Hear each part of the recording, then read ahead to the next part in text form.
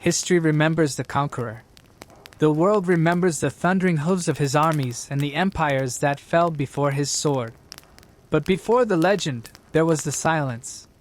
Before he was Genghis, he was Temujin. A boy. A lone wolf cub abandoned on the endless, unforgiving steppe. History asks, how did he become so powerful? The answer lies not in the battles of his adulthood, but in the freezing nights of his childhood. The cold did not break him, it forged him. The hunger did not starve his spirit, it fed his will. Tonight, forget the wars. Tonight, we journey back to the beginning. To witness how a boy learned to breathe with the wind, endure like the mountain, and find peace under the eternal blue sky. The boy of the blue sky part won the cold wind of the Onan River. The wind is never silent on the steppe. It is a constant companion, a breath that travels across the endless grass, whispering secrets of the world. Imagine you are standing there now. The vast, open land stretches out in every direction, meeting the horizon where the earth touches the eternal blue sky.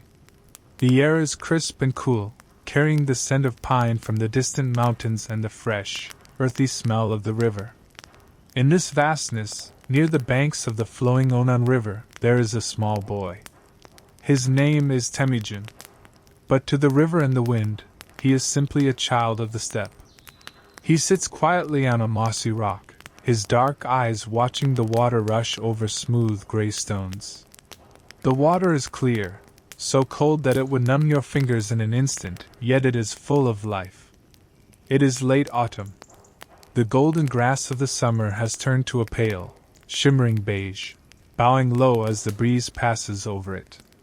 The sun is setting, painting the clouds in shades of deep violet and burnt orange.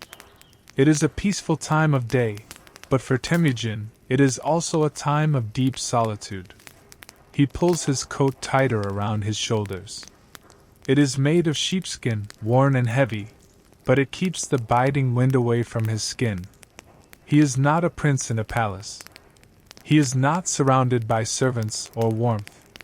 He is a boy who has learned that the world can be harsh, yet within that harshness, there is a quiet beauty. Breathing in slowly, he fills his lungs with the pure, thin air. In and out. He watches a hawk circling high above, a tiny speck against the darkening blue. The hawk does not worry about tomorrow. It simply rides the currents of the air, trusting its wings. Temujin admires that. He wants to be like the hawk. Free. Strong. Unafraid. His family's camp is nearby, but tonight, it feels very quiet. Life has changed for them. Once, his father was a great leader, a man whose voice could command silence in a crowded tent. But his father is gone now, taken by the shadows of the past. Now, it is just Temujin, his mother, and his siblings. They are alone in this ocean of grass. The tribe they once belonged to has moved on. They left the family behind, believing that without a strong man to lead them, this woman and her children would fade away like mist in the morning sun. They thought the winter would claim them, but they did not know the heart of this boy. Temujin stands up slowly. The dry grass crunches softly beneath his boots. He walks towards the riverbank, crouching down to touch the water. It is freezing, a sharp reminder of the coming winter. But he does not pull his hand away immediately. He feels the power of the river. It keeps moving, no matter what obstacles lie in its path. It flows around rocks, it cuts through the earth, it never stops. I must be like the river, he thinks to himself. I must keep moving. He gathers a few smooth stones from the bank, feeling their weight in his palm. They are cold and solid. He thinks about his mother, Holan. She is back at the yurt, their round felt tent, likely preparing a meager meal from the roots and wild onions they gathered earlier that day. She does not weep for what they have lost. She works. She teaches them to survive. Temujin looks at the horizon one last time before the sun disappears completely. The first star is becoming visible, a bright diamond in the twilight. The silence of the steppe is profound. It is not an empty silence. It is a silence full of presence. The spirits of the land are watching. He turns and begins the walk back to the yurt. The wind pushes against his back, as if urging him forward. Every step is a lesson. The ground is uneven, hidden by the tall grass, but his feet know the way. He has learned to walk with balance, keeping his center of gravity low, ready for anything. As he approaches the small, lonely tent, he sees the faint glow of a fire inside. Smoke curls up from the center, rising straight into the calm evening air. It is a beacon of warmth in the cold expanse. This is his kingdom now. Not a kingdom of gold and armies, but a kingdom of survival. A kingdom of family. He lifts the heavy felt flap of the door and steps inside.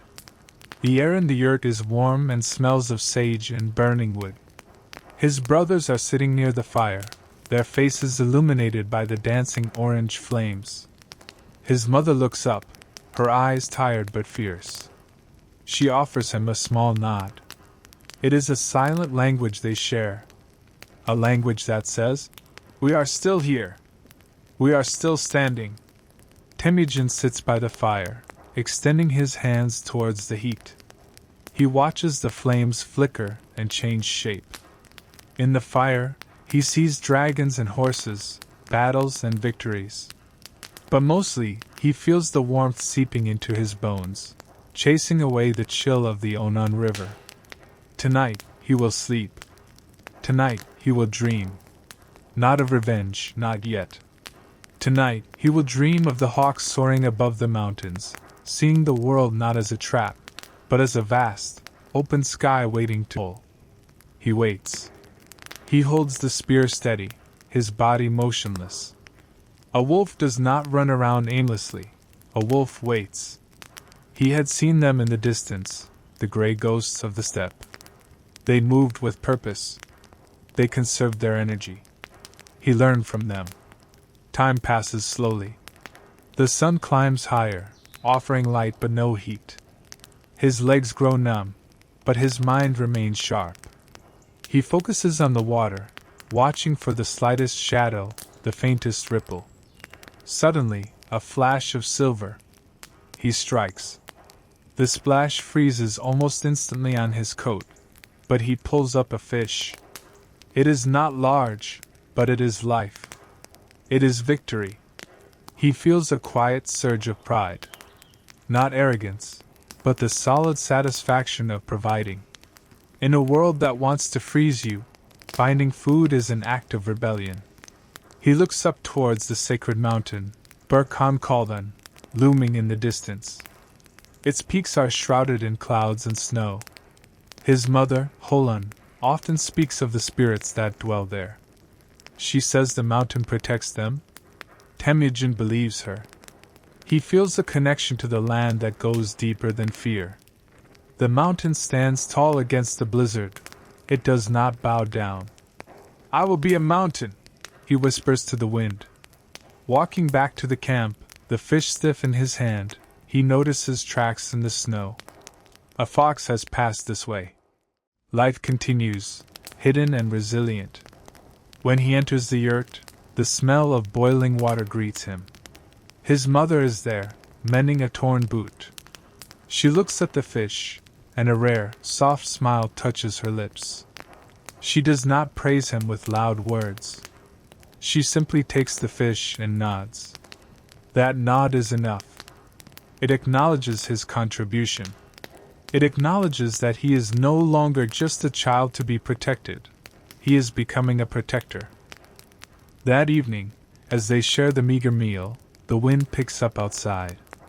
It begins to scream around the felt walls of the tent, shaking the wooden frame. But inside, there is a small circle of light. Temujin looks at his brothers. They are huddled together, listening to the storm. He realizes something profound in that moment. The cold outside is terrifying, yes. But it is the cold that forces them to come closer together. It is the hardship that forges the bond between them. If life were easy, if the sun always shone and food was plentiful, they might drift apart. But here, in the heart of winter, they are one unit. They are a fist. He lies back, staring at the smoke hole in the roof of the yurt. A few snowflakes drift in, melting before they hit the floor. He closes his eyes and listens to the roar of the blizzard. Let it roar. Let the winter do its worst. He is the son of the steppe. He is the thaw and the rhythm of hooves. The grip of winter does not loosen quickly, but when it does, the steppe transforms with a miraculous speed. It begins with a sound. A low, cracking groan echoes across the valley as the thick ice on the Onan River begins to fracture. It is the sound of the earth waking up from a long, deep slumber. Temujin stands outside the yurt, listening.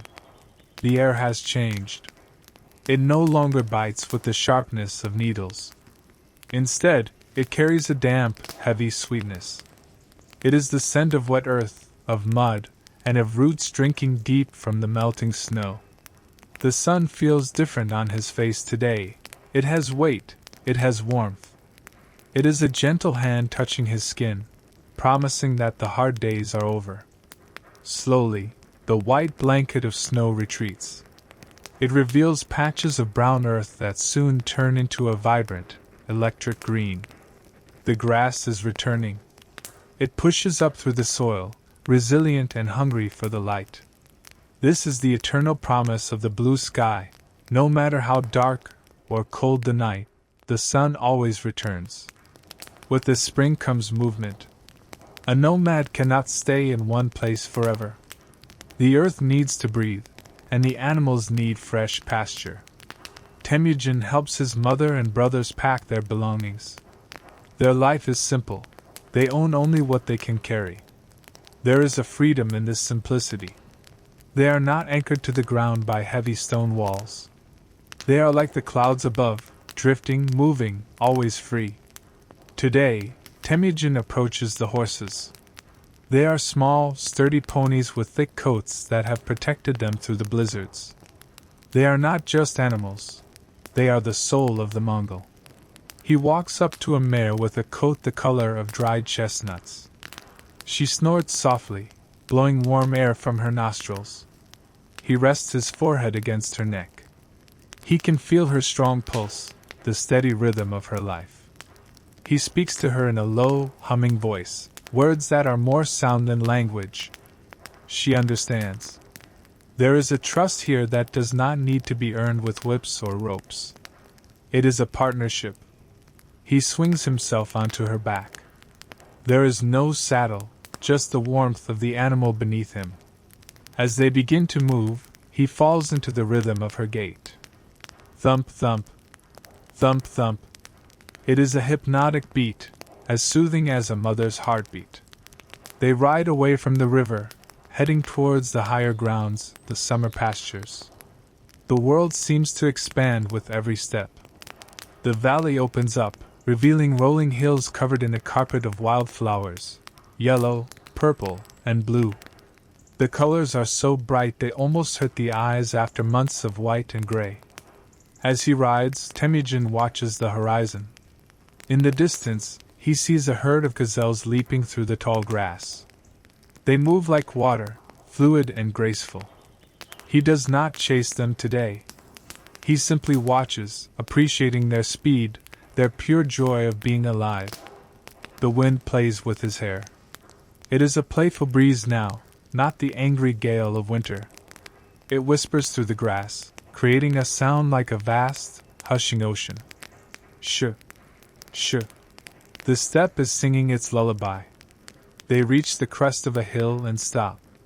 From here, he can see for miles. He sees the shadows of clouds drifting across the green land like slow-moving ships. He sees his family's small caravan moving slowly below, a tiny line of resilience in a massive world. He feels a profound sense of peace. The fear of starvation, the terror of the cold, it all feels distant now. In this moment, under the endless blue dome of the heavens, he realizes that he is part of something infinite. He is not just a boy struggling to survive, he is a piece of this vast, breathing mosaic. He closes his eyes for a moment, letting the sun warm his eyelids. He listens to the heavy breathing of his horse, the chirping of a lark high above, and the rustle of the wind. He feels strong. Not the strength of a warrior with a sword, but the strength of a root that has weathered the frost and is now ready to grow.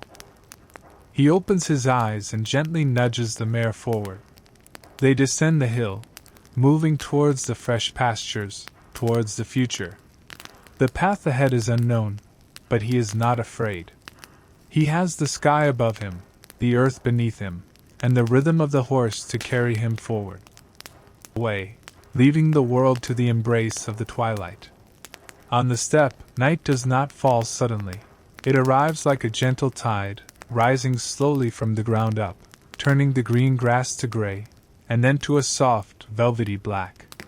Temujin sits outside the yurt. The day's work is done. The animals are settled, their soft breathing visible in the cooling air. A hush falls over the land.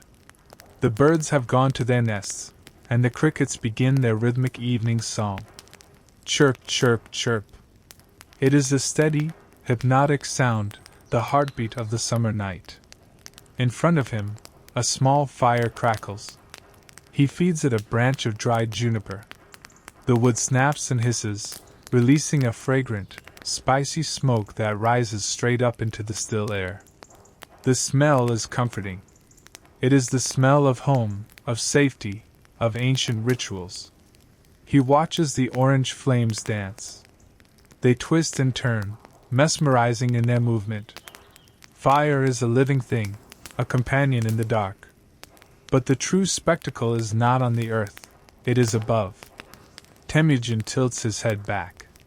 The sky has turned a deep, limitless indigo. And then, one by one, the stars appear. First the brightest ones, the guardians of the directions, and then the rest, thousands upon thousands of them. Without the lights of cities to dim them, the stars on the steppe shine with a brilliance that is almost overwhelming. It looks as if someone has spilled a basket of diamonds across a sheet of dark silk. There is the Milky Way, a vast, cloudy river of light stretching from one end of the horizon to the other. To his people, this is the Celestial River. It is a path for the spirits, a bridge between the past and the future. He feels incredibly small sitting there under this dome of lights. But he does not feel insignificant. Instead, he feels held. The eternal blue sky, Tungri, is not just a god to be feared, it is a presence. It watches over him. It breathes with him. He traces the constellations with his eyes. He knows their stories. There is the hunter, there is the bear. They are old friends. They have looked down upon his ancestors for generations, and they will look down upon his grandchildren long after he is gone. There is a comfort in this continuity. The stars are a promise that some things are eternal. A gentle breeze brushes his cheek. It is cool, a refreshing contrast to the warmth of the fire. It carries the scent of sage from miles away. Temujin takes a deep breath, filling his lungs with the pure night air. He lets go of any tension in his shoulders. He lets go of the worries of tomorrow. In this moment, there is only the fire, the stars, and the breath. Inside the yurt, he can hear the soft murmurs of his family settling down to sleep. It is a cozy, muffled sound. He is the guardian of this peace. He sits a little longer, just to be with the silence. The fire burns down to glowing red embers. They pulse with a gentle heat, like a sleeping heart. Temujin feels his eyelids growing heavy. The rhythm of the crickets seems to slow down, syncing with his own slowing heartbeat. The vastness of the universe is not frightening, it is a warm blanket. He stands up slowly, his movements quiet so as not to disturb the stillness. He looks up one last time. The North Star hangs steady and bright, a fixed point in a turning world. I know where I am, he thinks. I am exactly where I am meant to be. He enters the yurt, leaving the vast night behind. He lies down on his furs, the warmth of the tent wrapping around him. As he drifts off, the image of the star-filled sky remains in his mind. He floats in that dark, peaceful ocean, weightless and free. The boy of the steppe sleeps, cradled by the earth and watched over by the galaxy. Part 5. The rhythm of the summer rain. Summer on the steppe is a season of intensity. The sun hangs high and fierce, baking the earth until the air shimmers above the grass. For days, the heat has been building, a heavy blanket that weighs down on everything. The insects buzz lazily, and even the horses stand still, their heads lowered, seeking the small shade of the few scattered trees. Temujin sits in the shadow of the yurt, wiping sweat from his brow. The air is still. Too still. It is a silence that waits for something. He looks to the west. There, over the distant ridges of the mountains, dark clouds are gathering. They are like great, bruising bruises on the sky, deep gray and heavy indigo.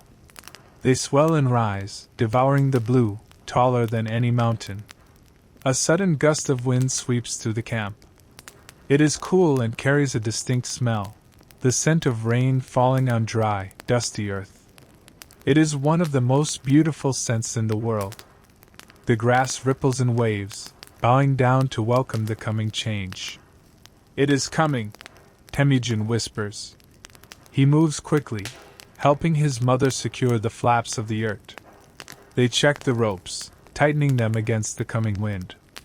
There is no panic, only a focused, calm preparation. The nomads know the weather, they respect it, but they do not fear it. The first drops fall. Plip, plop. They are large and heavy, kicking up tiny puffs of dust where they land. And then, the sky opens. The rain comes down in a sweeping curtain of gray. It washes over the hills, blurring the horizon. Temujin ducks inside the yurt just as the downpour begins in earnest. He ties the door flap shut, sealing out the wind and the wet. Inside, the world transforms. The bright, harsh light of the outside is replaced by a dim, cozy twilight. But it is the sound that changes everything. Drum, drum, drum. The rain hitting the thick felt layers of the yurt creates a deep, muffled drumming sound. It is not sharp or tinny like rain on a tin roof. It is a soft, rhythmic thrumming, like 1,000 fingers tapping gently on the walls. It is a sound that wraps around you, a cocoon of noise that blocks out all other thoughts. Temujin lies back on a pile of sheepskins. He listens. Above the steady drumming of the rain, he hears the low rumble of thunder. It rolls across the sky, a deep bass note that vibrates in his chest. It sounds like the horses of the sky gods galloping across the clouds. It is powerful, but here, inside the round walls of his home, he feels completely safe.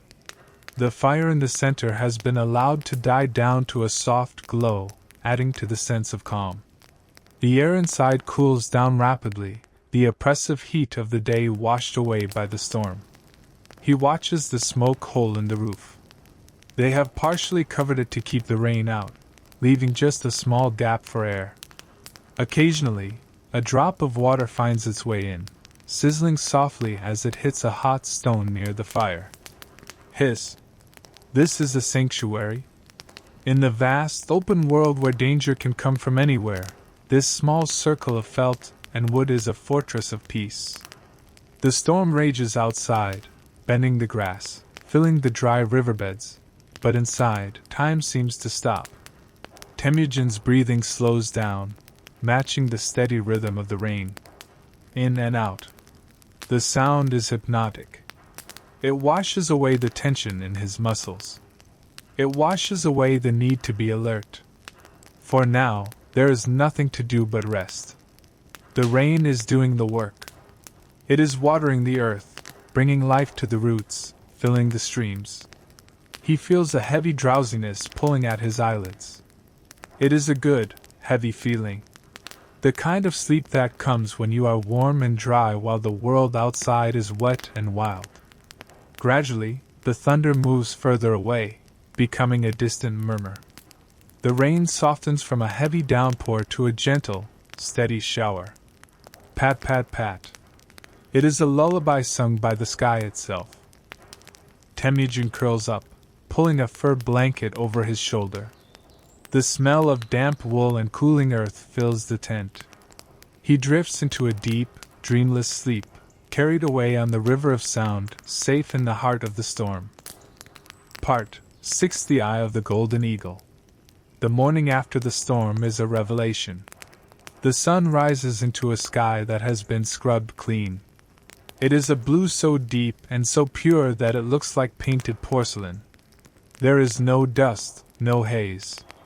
Just the infinite, crystal-clear dome of the heavens. Temujin steps out of the yurt into this new world. The air is crisp and cool, tasting of wet grass and wild mint. Every blade of grass holds a single droplet of water. As the sunlight hits the prairie, these millions of droplets sparkle like scattered jewels. The whole earth seems to be glittering, alive with light. He walks towards the higher ground, his boots leaving deep prints in the soft, damp earth. He climbs a rocky outcrop that overlooks the valley. The rocks are already warming up under the sun, drying quickly. He sits on the edge, his legs dangling over the side, watching the steam rise gently from the valley floor. It is then that he sees him.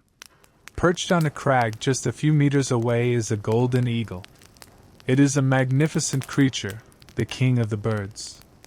Its feathers are rich, dark brown, with golden tips that catch the morning light, making the bird look as if it is wearing a crown of fire. The eagle sits absolutely still. It does not twitch. It possesses a dignity that commands respect. Temujin freezes. He knows that sudden movements are an insult to such a creature. He breathes shallowly, just watching. The eagle turns its head slowly. Its eye is amber, sharp, and intelligent. It looks at the boy. There is no fear in that gaze. Only a calm assessment. Two hunters, acknowledging each other on the high rocks. For a long moment, they share the silence. Then, the eagle decides it is time. It opens its wings. They are immense, spanning wide, casting a shadow over the boy. With a powerful push of its legs, it launches itself into the void. There is no frantic flapping. The eagle simply catches the wind. It finds an invisible thermal, a column of rising warm air, and begins to circle. Higher and higher it goes, spiraling up towards the sun without any effort. Temujin tilts his head back, shading his eyes with his hand. He watches the bird shrink into a silhouette. In his mind, he goes with it. He imagines he is lifting off the rock, leaving his heavy body behind. He closes his eyes and imagines what the eagle sees. From up there, the Onan River is just a silver ribbon winding through the green velvet of the land. The yurts are just tiny white dots, like mushrooms in a field. The herds of horses are like drifting clouds of dust. From that height, the world has no borders. There are no enemies, no hunger, no cold. There is only the vast, interconnected tapestry of the earth. He feels a sensation of weightlessness in his stomach. It is a feeling of pure freedom. The wind rushes past his ears, not as an obstacle, but as a vehicle. He is floating. He is soaring. He is drifting on the currents of the sky, looking down at his life with a new perspective. Why worry about the small things when the horizon is so wide? Why fear the shadows when you can fly above them? The eagle lets out a cry, a high, piercing sound that echoes off the canyon walls. Kriar. It is a sound of triumph. It brings Temujin back to his body, back to the rock. He opens his eyes. The bird is now just a speck in the distance, moving towards the mountains. But the feeling remains. Temujin feels lighter. His chest feels broader. He stands up and spreads his own arms wide, just for a moment, feeling the breeze push against his palms. He is grounded, yes. His feet are on the earth. But his spirit has learned how to fly. He carries the sky inside him now. He begins the descent back to the camp. His steps are bouncy and light. The mud on his boots does not bother him. He walks with his head held high, his eyes scanning the horizon, always looking up, always looking forward. The boy is gone. The spirit of the eagle has taken his place. Part 7: The Whispering Pine Forest. The steppe is a place of infinite horizons, where the eye can travel for miles without stopping. But near the foothills of the Burkhan-Khaldan mountain, the world changes. Here, the open grass gives way to the forest. It is a different kind of kingdom, a kingdom of shadows, shafts of light, and ancient silence. Temujin walks towards the tree line. The ground beneath his feet changes. The soft, springy turf of the prairie is replaced by a carpet of fallen pine needles. They are thick and russet-colored, cushioning his steps. Walking here is like walking on a thick wool rug. Crunch, hush, crunch, hush. The sound is soft, absorbed by the trees. He enters the shade of the forest. The air instantly becomes cooler. It is a still, fragrant air, heavy with the scent of pine resin and damp moss. It smells clean and sharp, a scent that clears the mind. The light here is magical. The sun filters through the high canopy of the larch and birch trees, creating beams of light that dance on the forest floor. Dust motes float in these pillars of gold, swirling slowly. It feels like entering a sacred temple, built not by human hands, but by time itself. Temujin is not alone. His mother and brothers are nearby, but they are scattered among the trees, moving quietly. They are here to gather. The forest is a generous friend if you know where to look. He spots a patch of wild berries near the base of an old, gnarled tree. They are dark blue, almost black, ripened by the summer sun. He kneels down. The moss is cool against his knees. He reaches out, his fingers stained slightly purple as he picks the fruit. He puts a berry in his mouth. It bursts with flavor, tart and sweet, a tiny explosion of summer. He closes his eyes for a moment to savor it. This is not food bought or traded, it is a gift from the earth. There is a deep satisfaction in this simple act. The earth gives, and he receives. A squirrel chatters from a high branch, scolding him playfully. Chit chit chit. Temujin looks up and smiles. He watches the small creature leap fearlessly from one branch to another, a blur of red fur. Life is everywhere here, hidden in the bark, under the leaves, in the hollows of the roots. He continues to walk, his basket slowly filling with mushrooms and wild onions. He runs his hand over the bark of a massive pine tree. It is rough and warm, sticky with sap. He feels the strength of the tree. It has stood here for 100 years, drinking the rain, weathering the snow, growing slowly, inch by inch toward the sky. Be like the pine, he thinks. Stand your ground. Grow deep roots. As the afternoon wears on, the light begins to change. The sun dips lower, and the shafts of light turn from gold to a deep, fiery amber. The trunks of the birch trees, with their paper-white bark, seem to glow in the twilight. The forest becomes even quieter, if that is possible. The wind dies down completely. Temujin finds his way back to the edge of the woods.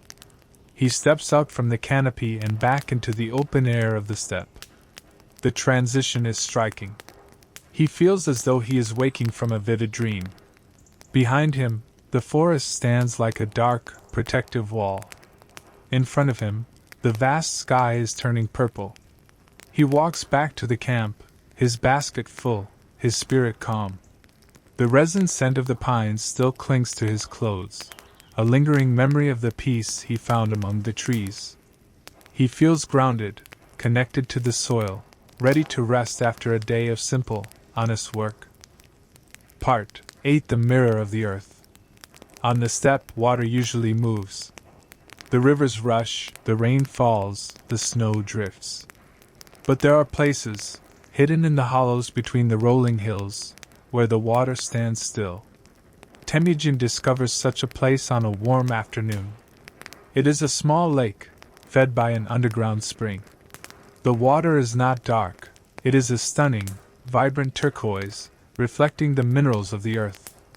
Because the spot is sheltered by high ridges on all sides, the wind does not reach here. The surface of the lake is like a sheet of polished glass. He walks down to the water's edge. The ground here is sandy and soft, dotted with smooth, white pebbles. He takes off his heavy boots. He steps into the shallow water. It is cool, a blessed relief from the heat of the day. He wiggles his toes in the soft sand at the bottom, feeling the silt settle around his feet. He stands absolutely still. The water around his ankles settles. He looks down. The lake is a perfect mirror. In it, he sees the upside-down world. He sees the white clouds drifting slowly across the reflection of the blue sky. He sees a bird flying beneath him in the water.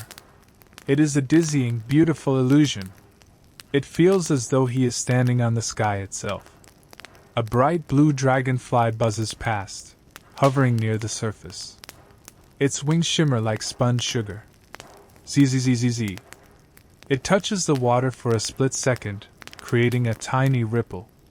Circle after circle expands outward, disturbing the perfect image for just a moment before the water smooths itself out again. Temujin sits on a large, flat rock at the edge. He watches the ripples fade. He thinks about how the mind is like this lake. When he is angry or afraid, his mind is like a storm-tossed river, muddy and chaotic. But when he is calm, like now, his mind becomes clear. He can see everything. He can see himself. He cups his hands and scoops up some water. It slips through his fingers, cool and refreshing. He splashes his face. The shock of the cold water wakes up his skin, making him feel vividly alive. He stays there for a long time, just watching the light change on the surface of the water. From turquoise to deep blue, and finally, as the sun begins to set behind the hills, to a shimmering gold. The lake holds the light, storing it within its depths. It is a quiet place. A place where time does not matter. There is only the gentle lap of the water against the shore. Lap, lap, lap. A soft, rhythmic kiss of water on sand. It is the heartbeat of the earth, slow and steady. Temujin breathes in time with the water, his soul becoming as still and as deep as the blue lake before him. Title: The Boy of the Blue Sky. Part 9. The Blanket of Morning Mist. The night passes, and the dawn arrives, but this morning, the sun is hidden. A thick, white fog has descended upon the steppe. It is a heavy mist, born from the cool air of the night meeting the warm earth. Temujin wakes up and steps out of the yurt, but the world he knows has vanished. The horizon is gone. The mountains are gone. Even the horses, grazing just 50 paces away, are invisible. The world has shrunk to a small, white room. He walks forward into the mist. It feels damp and cool against his skin. It is like walking through a cloud. The fog muffles all sound. His footsteps on the grass are silent. The usual sounds of the camp are dampened, as if the air itself is wrapped in cotton wool. This isolation is not scary. It is peaceful. It feels private. In the fog, there are no duties, no distant threats to watch for. There is only the here and now. He stops and listens. Without his eyes to guide him, his ears become sharper. He hears the low, soft sound of a horse blowing air through its nose nearby. Snort. It is a warm, familiar sound. He moves towards it, moving slowly through the white haze. A dark shape emerges from the mist. It is his favorite mare. She looks at him, her eyelashes wet with dew. In this white void, it is just the boy and the horse. He strokes her neck, her coat damp and cool. They stand together in the silence. The mist swirls around them, moving in slow, ghostly currents. It is a world of soft edges and gray tones. Slowly, very slowly, the sun begins to win its battle against the fog. Above him, the whiteness starts to brighten. It turns from a dull gray to a luminous, glowing pearl color. The heat of the sun begins to burn the mist away. It happens in patches. Suddenly, a mountain peak appears floating in the sky, disconnected from the earth. Then, a patch of blue sky breaks through. The mist rises, lifting like a heavy curtain being pulled up by invisible hands. The world is revealed again, piece by piece. First the grass, then the stream, then the distant hills. Everything looks washed and renewed. The colors are more vibrant than before. The green is greener. The brown of the earth is richer. Temujin watches this transformation with wonder. It is like watching the world being created from nothing. The confusion of the fog gives way to the clarity of the day. He takes a deep breath of the moist air. The fog has watered the earth, leaving behind a freshness that invigorates the soul. The mystery of the morning fades, leaving him with a sense of calm certainty. The path ahead is clear now. The sun is shining. The day has truly begun. Part 10. The shaping of the wood. The sun hangs directly overhead, a golden disk in the vast blue expanse. It is the time of day when the shadows are shortest, and the camp is quiet. Most of the work is done. The animals are resting, chewing their cud in a slow, rhythmic motion. Temujin sits cross-legged on a woolen mat in the shade of the yurt. In his hands he holds a piece of birch wood. It is straight and pale. Today, he is not a hunter or a rider, he is a craftsman. He holds a small iron knife. The metal is old but sharp. He begins to work on the wood. Scrape, scrape, scrape. The sound is dry and consistent. It is a satisfying sound, the sound of raw material being turned into something useful. He peels away long, thin curls of wood. They fall onto his lap like ribbons, smelling of fresh sap and earth. He runs his thumb along the shaft of the wood. It must be perfectly smooth. It must be perfectly straight. Any bump, any knot, would ruin the balance. This work requires patience. You cannot rush the wood. If you cut too deep, the wood breaks. If you cut too shallow, nothing changes. You must find the perfect pressure. Temujin focuses entirely on the knife and the wood. His breathing slows down to match the rhythm of his hands. Scrape, smooth. Scrape, smooth. The world narrows down to this single task. The vast steppe disappears. The mountains disappear. There is only the wood, the knife, and his hands. His mind clears of all other thoughts. This is a meditation.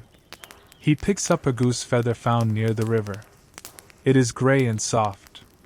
He attaches it to the end of the shaft with a thin sinew, binding it tight. Rap, pull. Rap, pull. The feather will guide the arrow, just as the hawk is guided by the wind. He holds the finished arrow up to his eye, looking down its length. It is straight as a ray of sunlight. He feels a quiet sense of accomplishment. It is good to make things with your hands. It grounds you in the physical world. He places the arrow next to him and picks up another piece of wood. The cycle begins again. Scrape, scrape, scrape. The repetition is hypnotic. It lulls the mind into a state of deep, restful awareness. The afternoon passes in this peaceful rhythm, measured not by hours, but by the pile of wood shavings growing softly at his feet. Title: The Boy of the Blue Sky. Part 11. The Cup of Warm Milk. The sun dips below the horizon, and the cool blue of twilight settles over the land. The crafting is done, the animals are secured, and the family retreats into the warmth of the yurt. Inside, the atmosphere is heavy with comfort. The fire in the center is burning low, casting a soft, golden glow on the lattice walls. The shadows dance gently in the corners, but they are not scary shadows. They are just the quiet companions of the night. Temujin sits by the fire, his shoulders relaxing after a long day. His mother hands him a wooden bowl. It is filled with warm yak milk, heated over the embers. Steam rises from the cup, curling into the air, carrying a rich, creamy scent. He holds the bowl with both hands, feeling the heat seep into his palms. It is a wonderful feeling. Outside, the air is cooling rapidly, but here, holding this cup, he is filled with warmth. He takes a small sip. The milk is rich and soothing. It coats his throat and settles in his stomach, spreading a heavy, pleasant drowsiness through his body. It is the taste of safety. It is the taste of home. Around him, the sounds are muffled and cozy. He hears the soft clinking of a spoon against a bowl. Clink, clink. He hears the rustle of sheepskins as his brothers settle down for the night. Rustle, hush. There is no need for words. The family sits in a companionable silence. They are tired, but it is a good tiredness. It is the fatigue of a day well spent under the open sky. Temujin watches the embers of the fire. They pulse with a deep red light, fading in and out like a slow breath. He feels his eyelids growing heavy. The warmth of the milk, the warmth of the fire, and the warmth of the furs are pulling him down into a soft place of rest. He finishes the milk and places the bowl on the ground. He lies back, pulling his heavy coat over him. The felt walls of the yurt stand between him and the vast, windy world outside. He feels protected. He feels held. He listens to the wind singing softly around the curve of the tent. It sounds like a distant hum, a song that has been sung for thousands of years. It does not keep him awake. Instead, it deepens the silence inside. His breathing deepens. The images of the day, the blue sky, the green grass, the smooth wood, drift through his mind like slow clouds. He lets go. He sinks into the furs, safe and warm, ready to drift into the deep, healing ocean of sleep. Part 12. The Rhythm of the Moving Home. The seasons on the steppe do not ask for permission, they simply command. As the grass begins to turn from emerald green to a soft, golden yellow, the tribe knows it is time to move. The summer pastures are grazed, and the earth needs to rest. Temujin helps load the ox carts. These are not swift chariots of war. They are heavy, solid wooden carts with large wheels that stand taller than a man. They are the ships of the grass ocean. Everything the family owns is packed. The felt coverings of the yurt are rolled up like giant carpets. The wooden lattice walls are folded. The cooking pots, the furs, the tools, everything finds a place. It is a puzzle of survival, and every piece fits perfectly. The journey begins. It is not a race. It is a slow, steady drift across the land. The oxen, massive and patient beasts with curved horns, lean into their wooden yokes. They take a step. Heavy thud. And then another. Heavy thud. Temujin sits on the back of the cart, his legs dangling over the edge. The movement of the cart is rhythmic and soothing. It sways gently from side to side, rocking him like a cradle. Creak, rumble, creak, rumble. The great wooden wheels sing their own song. It is a low, groaning sound, the sound of wood rubbing against wood, crying out softly under the weight. But to the nomads, this is not noise. It is the music of travel. It is a constant, steady drone that creates a trance-like state. The landscape slides by slowly. A hill passes. A cloud passes. A herd of antelope watches them from a distance, and then turns away. The world is in slow motion. The sun warms his back. The dust kicked up by the oxen's hooves hangs in the air, creating a golden haze around the caravan. The smell is of dry grass, ox fur, and old leather.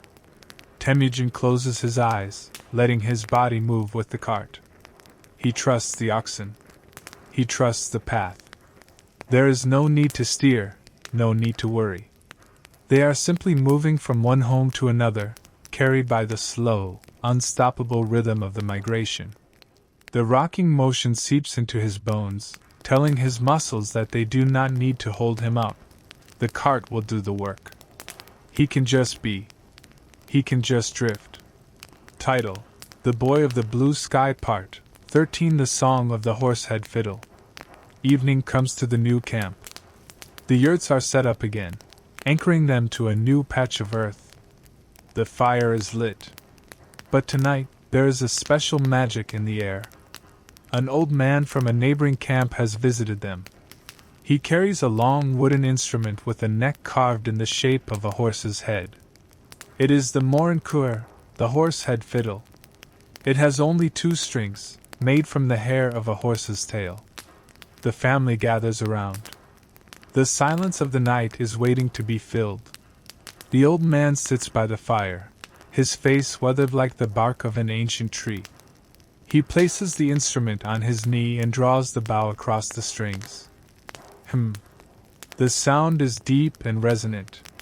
It is not a high, screechy sound like a violin. It is a low, vibrating hum that seems to come from the center of the earth. It sounds like the wind blowing through a canyon. It sounds like a horse galloping in the distance. Temujin watches the old man's hand moving slowly back and forth.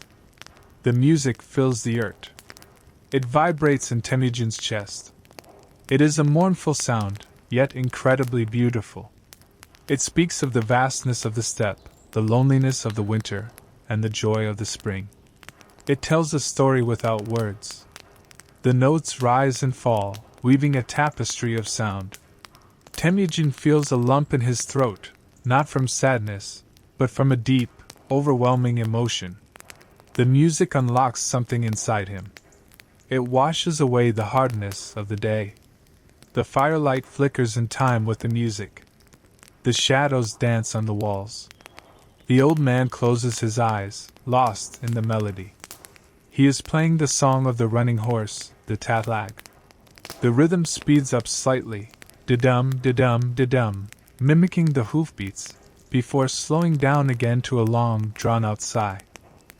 Temujin leans his head against his mother's shoulder.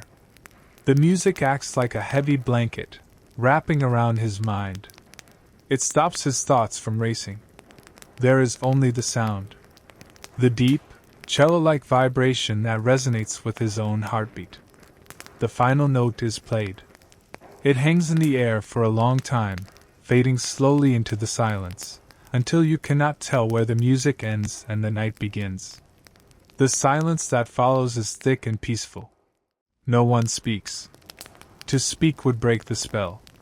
Temujin feels completely empty of stress, filled only with the echo of the song. His eyes close.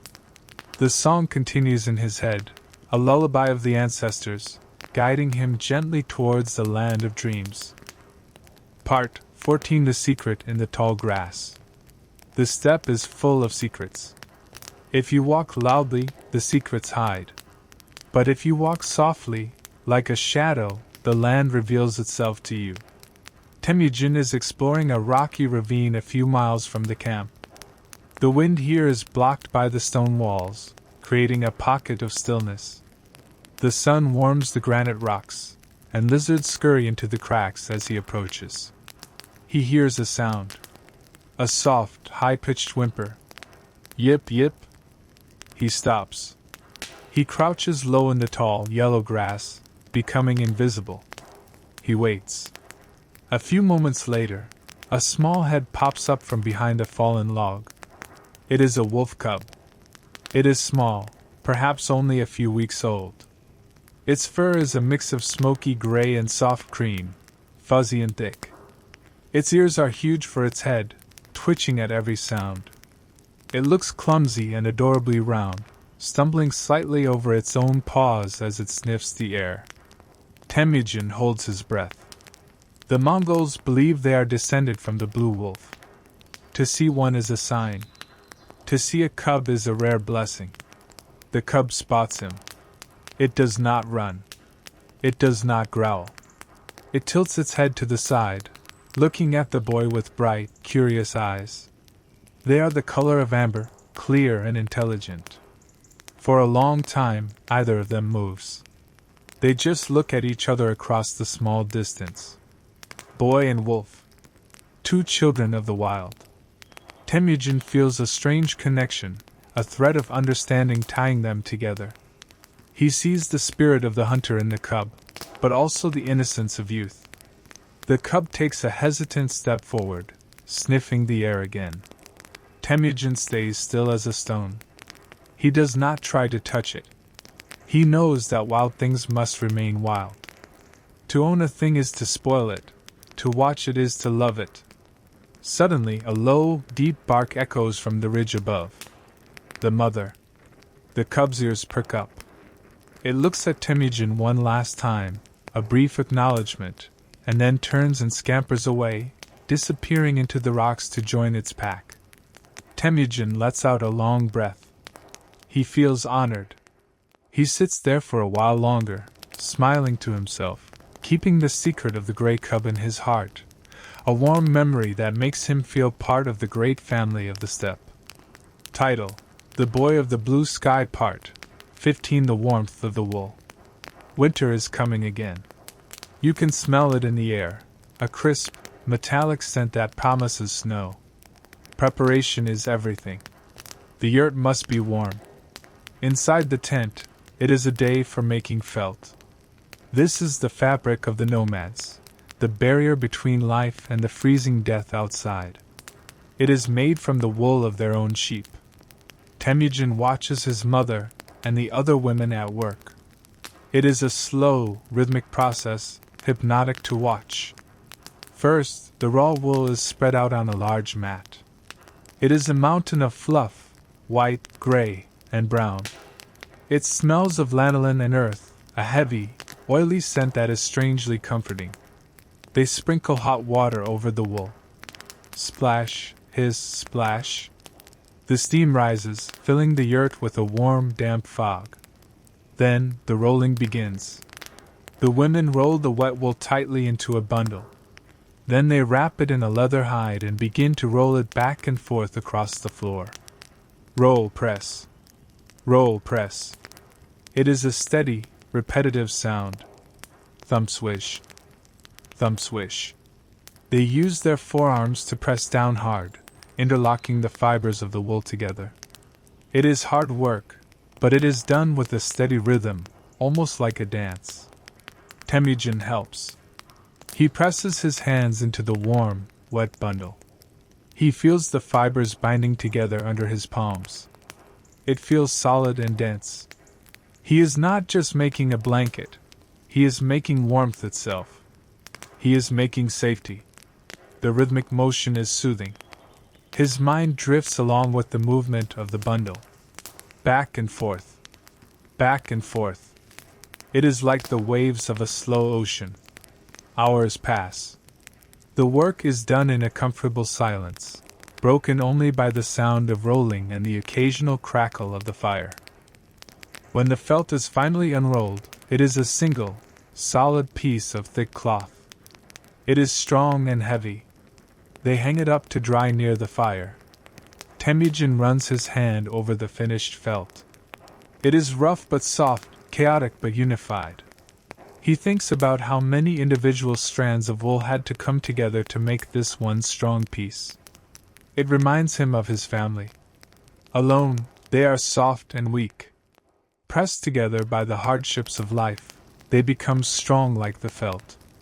He curls up near the fire that night, resting his head on a pile of the fresh wool. It is the softest pillow in the world. The smell of the sheep, the warmth of the fire, and the tiredness in his arms from the work, it all pulls him down. Part 16. The Great White Silence. The wheel of the year turns once more. The days grow short, and the sun stays low, casting long, pale shadows across the frost-covered ground. The sky turns a heavy, uniform gray. It is time. The first snowflake falls. It drifts down slowly, spiraling in the still air. Then another. Then thousands. Temujin stands outside, wrapped in his layers of felt and fur. He tilts his face up. A snowflake lands on his cheek and melts instantly. It is a cold, gentle kiss from the sky.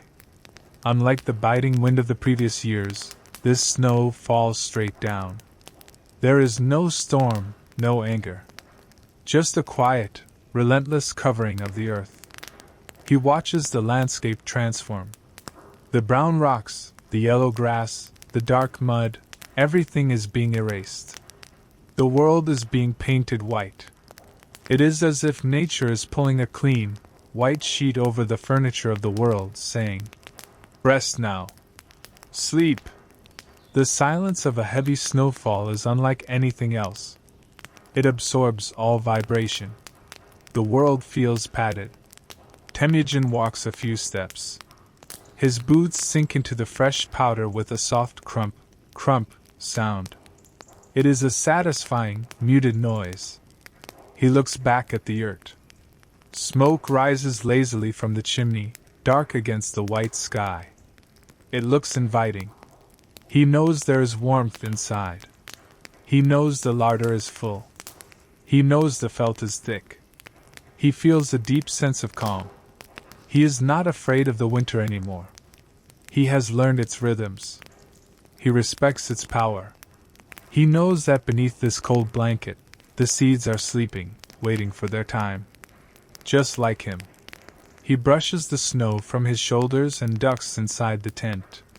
The transition from the cold, white silence to the warm, orange glow of the fire is immediate. He takes a deep breath, smelling the wood smoke and the tea.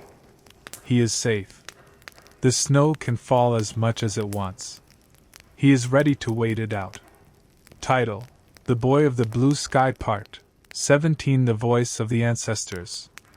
Outside, the snow continues to pile up against the walls of the yurt, insulating them further from the cold. Inside, the evening has settled in. It is the time for stories. The fire is the only light. It casts flickering shadows that dance on the lattice walls, sometimes looking like horses, sometimes like mountains. Temujin lies on his back, staring up at the roof poles that meet at the center of the ceiling like the spokes of a great wheel. His mother, Holan, begins to speak. Her voice is low and melodic. She does not shout. She speaks with the rhythm of a slow river. She is telling the ancient legends, the stories of how their people came to be. Long ago, she whispers, there was a blue-gray wolf was born with a destiny from heaven above. Temujin has heard this story 100 times, but he never tires of it. It is not about the plot, it is about the sound. The rise and fall of her voice is a lullaby. It connects him to his father, to his grandfather, to ancestors he has never met. He closes his eyes. In the darkness behind his eyelids, he sees the wolf running across the stars. He sees the beautiful fallow doe. He sees the sacred lake. The images float by, dreamlike and soft. The fire pops softly. Snap. A log shifts. Rustle. His mother's voice continues, a steady drone that pushes away all worries. And so they settled by the source of the Onan River. Temujin feels his body sinking deeper into the furs. His legs feel heavy and relaxed. His arms feel heavy. His breathing aligns with the cadence of the story. the words start to blur together. They lose their meaning and become just sound. A comforting, human sound in the vast, empty night. It is the sound of love. He tries to stay awake to hear the end, but the pull of sleep is too strong. The story becomes a dream. The wolf becomes a guide, leading him down a path of soft snow, into the valley of deep, restorative sleep. The voice fades to a whisper. The fire fades to a glow. The boy sleeps, wrapped in the history of his people, safe in the heart of the winter night. Title: The Boy of the Blue Sky, Part 18. The Dream of the White Falcon, Extended. In the deepest, quietest hour of the night, when the fire is just a bed of glowing red coals, Temujin enters the world of dreams. It is not a chaotic dream. It is a lucid, peaceful place of pure stillness. He finds himself standing on the peak of the sacred mountain, Burkhan Khaldan. But the air here is not cold. It is soft and warm, like a breath from the south. The sky above is not just dark. It is a canvas of swirling purples, deep indigos, and golds, shimmering like the inside of a precious shell. A white falcon lands gently on his arm. It weighs nothing. Its feathers are not made of ordinary matter, they are made of light. It looks at him with eyes that hold the wisdom of 10,000 years. Temujin is not afraid. He feels a deep, resonating love for this creature. It is his spirit guide. The falcon spreads its wings, wide and magnificent. And in the logic of the dream, Temujin realizes he can do the same. He pushes off the mountain peak. He does not fall. He floats. He glides into the open air, weightless. He drifts over the world he knows, seeing it from a place of perfect detachment. Below him, the Onan River is a long, winding snake of silver, reflecting the moonlight. He sees the vast green pastures, now sleeping under the shadows. He sees the forests of pine, standing like silent guardians. From this height, everything is peaceful. There is no conflict. There is no hunger. There is only the vast, interconnected tapestry of the earth. He flies through clouds that feel like cool, refreshing mist against his face. He passes through them, feeling moisture on his skin, washing away the dust of the day. He feels a sensation of utter freedom in his chest. The burdens of survival, the heavy buckets of water, the weight of the firewood, the cold of the winter, it all falls away. It drops from his shoulders like a heavy cloak, falling down to the earth, leaving him light, leaving him free. Here, in the dream, he is pure energy. He is pure spirit. He flies towards the horizon, where the earth meets the sky. There is a gentle, beckoning glow there. He flies towards it, not flapping his wings, but simply riding the currents of the air. Fly and float. Drift and glide. It is a dream of potential. A dream that says, "You are small, but you are part of everything." He allows himself to be carried by the gentle winds of the dream, drifting deeper and deeper into the velvet night, further and further away from the waking world. Title: The Boy of the Blue Sky, Part 19. The Embrace of the Eternal Blue, Extended. The vivid dream of the falcon slowly fades, but it does not leave him empty. It leaves behind a profound sense of connection. Even in his deep slumber, lying on his furs, Temujin feels the presence that watches over him. The Mongols call it Tingri, the eternal blue sky. It is not a god that demands service. It is a presence that holds space. It is the container of all things. Lying in the dark warmth of the yurt, his spirit feels that vast, blue embrace wrapping around him. It is a feeling of being perfectly understood. The sky has seen everything. It has seen his struggles in the snow. It has seen his joy in the spring. It has seen his quiet moments by the fire. And the sky accepts it all. There is no judgment here. Only acceptance. He realizes, in this deep state of rest, that he is never truly alone. The roof of the yurt is just a small circle of wood and felt. But above it is the infinite circle of the heavens. That infinity is not empty space, it is full of peace. It is full of silence. He feels grounded to the earth by gravity. His body feels heavy, sinking into the soft wool of the bed. But his soul feels lifted by the sky, light and free. This balance, between the heavy, nurturing earth and the light, protective sky, is the center of his existence. He breathes in the stillness. In. He draws in the strength of the mountains. He imagines the mountain roots growing into his own spine. Out. He releases the dust of the past. He breathes out the worry, sending it away like smoke through the roof of the yurt. There is no yesterday to regret. There is no tomorrow to fear. There is only this eternal moment. This now. He floats in the center of the universe. The stars are his blanket. The wind is his lullaby. The earth is his cradle. The universe is rocking him, gently, slowly, in the cradle of the night. Rocking and holding. Rocking and holding. Everything is as it should be. The world is turning slowly. The stars are moving in their perfect paths. All is well. All is safe. Title: The Boy of the Blue Sky Part 20 Into the Deep Silence. Extended Finale. The fire has finally turned to ash. The warmth remains trapped in the thick felt walls, keeping the cold at bay. The camp is silent. The horses are sleeping standing up, their heads lowered, their breath creating small clouds in the night. The birds are silent in their nests. The wind has stopped its wandering and laid down to rest in the valley.